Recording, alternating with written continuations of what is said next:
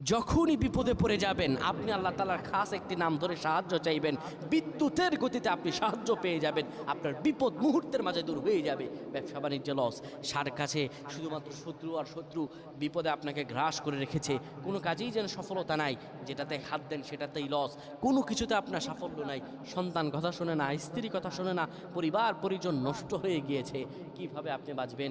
প্রবাসে আটকা পড়ে গেছেন, আসতেও পারেন না, কোনো কাজও পাচ্ছেন না, আপনি আমলটা করেন। এটি আমার কথা নয়, বিশ্বনবী মুহাম্মদ রাসূলুল্লাহ সাল্লাল্লাহু আলাইহি ওয়াসাল্লামের প্রিয় সাহাবী হযরত যায়েদ রাদিয়াল্লাহু তাআলা আনহু, তিনি একবার মক্কা থেকে হিজরত করে যখন মদিনায় যাবেন, ঠিক সেই সময় বিপদে পড়ে যান। ওনাকে একটি লোক বিপদে আটকে ফেলে এবং ওনাকে হত্যা করার চেষ্টা করে। তখন তিনি আল্লাহ তাআলার এই খাস নামটি ধরে সাহায্য চেয়েছিলেন, আল্লাহ তাআলা তাকে বিপদ থেকে মুক্ত করেছেন। সুবহানাল্লাহ। সেই দোয়াটা কি?